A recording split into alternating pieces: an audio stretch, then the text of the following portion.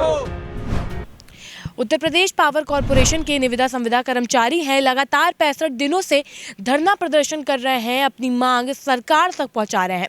सरकार ने भी इनकी मांगे तो सुन ली है, बस उस पर कार्रवाई करने से रह गई है, क्योंकि लगातार ये लोग अपनी मांग रख रहे हैं लेकिन उस पर कोई कार्रवाई नहीं हो रही है।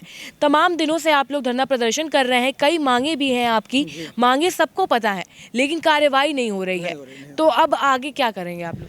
आगे मैं अशोक उपाध्याय, संगठन मंत्री, अंबेडकर नगर। 8 सूत्रीय मांग हमारी विभाग को 7 सितंबर को ही चली गई थी। 7, 8, 9 को हमारे यहाँ बहुत तगड़ा धरना प्रदर्शन चला, लेकिन पावर कॉरपोरेशन के हाथ जोड़ने से मैंने कर्मचारियों को भेज दिया कि ठीक है, कार्य अपना ये करते रहेंगे, लेकिन हमारे यहाँ पर क्रमिक अनशन चालू रहेगा। जब तक हमको लिखित आर्डर कॉपी और लागू आप नहीं कर देंगे तब तक हम यहाँ से नहीं जाएंगे। उसमें हमारी 2 प्रमुख मांग है जो कि न्यायसंगत है। 18,000 रुपये मानदेय और 10 लाख रुपए बीमा का पैसा जो मरने के बाद मिलता है। ये 2 की गुहार हमने शुरू से लगाया था। उसके साथ में और तमाम है, जैसे EPF में घोटाला हो रहा है, ESI के नाम पे पैसा कट रहा है, लेकिन कहाँ जा रहा है ये हमें पता नहीं। न तो किसी हॉस्पिटल में इन्होंने एथराइज्ड कराया है कि घाव लगने के बाद हमारा उसमें उपचार हो सके। पैसा तो कंपनी लेकर के भाग रही है, कहाँ जमा कर रही कोई हॉस्पिटल नहीं है। जिसमें बुखार का खांसी का दवा मिलता है उसमें हमको फर्जी एक पर्ची दे देते हैं। इसलिए तमाम समस्या है और उस पर विभाग जो है जानबूझ करके कोई कार्रवाई नहीं करती है, न कभी जवाब लेती है, न पूछती है। इसलिए कि अगर कंपनी चली जाएगी तो अधिकारियों का कमीशन बंद हो जाएगा। मूल चीज़ इनका कमीशन के ऊपर है। इसलिए ये चाहते हैं कि ऐसे कंपनी ये व्यवस्था बनी रहे और हम लोगों को करोड़ों रुपया कमीशन में मिलता रहे। इनकी सोच ये है। लेकिन हम आपको आपसे बता देना चाहता हूँ कि 15 नवंबर को 1,80,000 हमारे कर्मचारी प्लस मीटर रीडर, यानी वो सब पूरे यूपी से हमारे कर्मचारी सब आ जाएंगे शक्ति भवन पर। और 16-17 को कार्य बहिष्कार है। 18 नवंबर को हर जिले में एक्शन ऑफिस पर बाजा बंधेगा, तम्बू तनेगा, सरकार के खिलाफ हम महासम्मेलन करेंगे। क्या कहना चाहेंगे? एक लंबा समय हो गया, धीरे धीरे 70 दिन भी हो जाएंगे, 65 दिन हो ही चुके हैं धरना करते करते।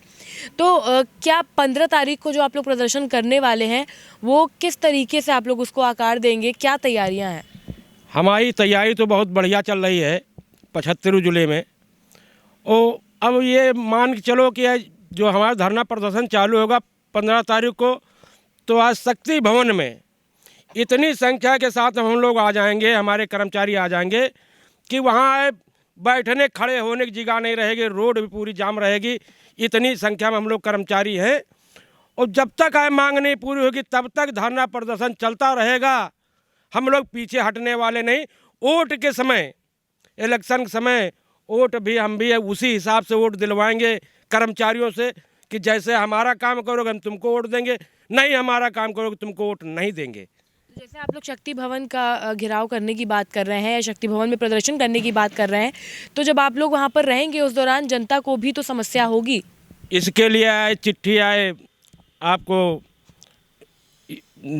पुलिस महाक्षक साहब को दे दी गई है। क्या ये रोड बंद कर दिया जाए, रोड घुमा दी जाए, दूसरी तरफ कर दिया जाए रोड वो बंद रहेगी। रोड बंद करने के लिए चिट्ठी हमारी पहुंच गई है, सब हो गया है। ऐसा नहीं कहीं चिट्ठी नहीं गई। वो शक्ति भवन में जो गाड़ी खड़ी होती है गाड़ी भी हटा दी जाए, क्योंकि हम लोग अंदर ही रहेंगे, अंदर ही प्रदर्शन करेंगे। रोड पे भी रहेंगे कर्मचारी, क्योंकि 2 लाख के साथ कम से कम 2 लाख के ऊपर कर्मचारी हो जाएंगे। तो ये मान एक चलो कि रोड पूरा बंद रहेगा। इससे अगर जो लोग वहाँ शक्ति भवन में काम कर रहे होंगे उसमें जो समस्या आएगी, उसमें समस्या है तो ये तो आप विभाग खुद जानबूझ करा रहा है। अगर समस्या मेरी हल कर दे तो हमको ये जिम्मेदार विभाग है, हम थोड़ी जिम्मेदार विभाग है। अगर चाहे तो कर दे फैसला, हमारा समझौता कर दे तो आराम से हम लोग हट जाएंगे, और नहीं करते हैं तो इसका जिम्मेदार विभाग होगा। आप लोग शक्ति भवन में जो प्रदर्शन करने वाले हैं, अगर उसके बाद भी कोई कार्रवाई नहीं होती है तो क्या आप लोगों ने कोई रणनीति बनाई है कि इसके बाद ये कर सकते हैं तो शायद सुन लिया जाए?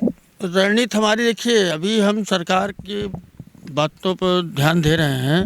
माननीय ऊर्जा मंत्री प्रोटोकॉल के तहत कोई बात कहते हैं तो एक जिम्मेदार व्यक्ति हैं, हमारे देश और प्रदेश के नागरिक हैं, वो ऐसे नहीं कह सकते हैं। जैसे अप्रैल 2016 में माननीय राजनाथ सिंह गृह मंत्री जी की उपस्थिति में और आपके माननीय अमित शाह जी की उपस्थिति में, हमारे लखनऊ मोहनलालगंज के सांसद माननीय कौशल किशोर की उपस्थिति में स्लोगन दिया गया था, जो अधिकार दिलाएगा वही सरकार चलाएगा। आज 4.5 साल बीत गए हैं, 90 दिन शायद बचे हैं। तो हम इंतज़ार कर रहे हैं। इंतज़ार सबका साथ सबका विकास वाली बात हुई है, उसमें हम लोग भी आते हैं। हम लोग अपने जितनी हम लोग मेहनत करते हैं उतनी सैलरी नहीं मिलती है। तो आज के महंगाई के दौर में हमारी मांगे जायज़ हैं। हम नीतिगत मांगे कर रहे हैं, श्रम विभाग के जो गाइडलाइन हैं उसके तहत मांग कर रहे हैं, कोई अलग से मांग नहीं कर रहे हैं। और अगर प्रबंधन चाहे तो कर सकता है, क्योंकि माननीय ऊर्जा मंत्री जी ने प्रोटोकॉल के तहत वो मांगा है, उनको देना चाहिए, इसकी बात रखनी चाहिए। जो उनकी समस्याएं हैं उस समस्याओं को भी उन्हें अवगत कराना चाहिए। हम लोग अगर यही करना होता, जैसे आपने सवाल किया कि जनता की समस्याओं को ध्यान रखते हुए हमने दूसरे दिन 9 तारीख को पब्लिक को परेशानी ना हो, दीपावली में कोई परेशानी ना हो, हम लोग को परेशानी जो हुई सारे कर्मचारियों ने पूरी तरह से जनता का साथ दिया और सरकार का साथ दिया। लेकिन पता नहीं कौन सी स्थितियां हैं प्रबंधन और सरकार के बीच, जो हम लोग को यहाँ ये आंदोलन करने के लिए मजबूर किया जा रहा है। इतना बड़ा काम नहीं है, सारी बातों से ऊर्जा मंत्री जी सहमत हैं, हमारी कोई नई मांग नहीं है। उन्हीं के विभाग से संबंधित अन्य विभाग हैं, लोक निर्माण विभाग को 22,256 का आदेश हुआ है। और आपका NTPC ने भी कर दिया 1 अक्टूबर से। 1 अक्टूबर से लोक निर्माण विभाग ने कर दिया है और नगर निगम ने भी कर दिया है। उसके साक्ष्य मांगे गए थे। साक्ष्य हमारे संगठन के द्वारा 24 तारीख को या 25 तारीख को हम प्रबंधन के समक्ष रख दिया गया है। अब ये मामला प्रबंधन के हाथ पे है, वो प्रदर्शन चाहते हैं या नहीं चाहते हैं, इसके जिम्मेदार प्रबंधन है और उत्तर प्रदेश सरकार है।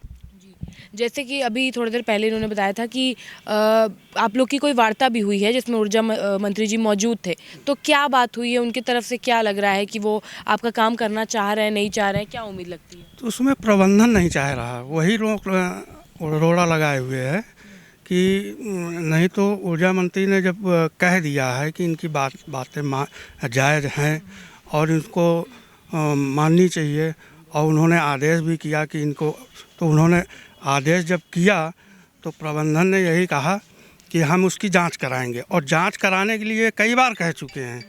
जब भी हम लोग कोई बात कहे हैं या उनसे वार्ता किए हैं तो वही बस यही कहें हम जांच करा लें, और वो अभी तक वो जांच करा रहे हैं, अभी उनकी जांच ही चल रही है।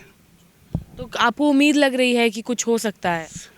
अब उम्मीद तो है भी और क्या बताएं, और ना भी है, क्योंकि अभी इलेक्शन आने वाला है, जो करना होगा कर देंगे, और नहीं तो फिर इसका असर आप लोग इलेक्शन में दिखा सकते हैं? हाँ, वो तो करेंगे ही।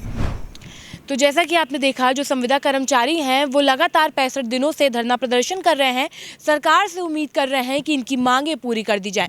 एक लंबा समय हो गया लेकिन अभी तक इनकी मांगें पूरी नहीं की गई हैं, जिसके बाद इन लोगों ने ये पहले ही ऐलान कर दिया था कि 15 नवंबर को शक्ति भवन पर सभी संविदा कर्मचारियों का धरना प्रदर्शन होगा, जिसमें प्रदेश के अलग अलग जिलों से जितने भी निविदा संविदा कर्मचारी हैं UPPCL के, वो वहाँ पर मौजूद रहेंगे और अपनी मांगें सरकार तक पहुंचाने का प्रयास करेंगे। अब देखने वाली बात ये होगी कि इतने दिन से लगातार प्रदर्शन करने के बाद तो इनकी मांगें पूरी नहीं हुई हैं, तो क्या जब ये प्रदर्शन करने वाले हैं 15 तारीख को और 16-17 तारीख को कार्य बहिष्कार करने वाले हैं, उसके बाद क्या कोई बात बन पाएगी क्या नहीं? फिलहाल के लिए इतना ही। कैमरा पर्सन अभय के साथ में शिवांगी, JMD खबर, लखनऊ।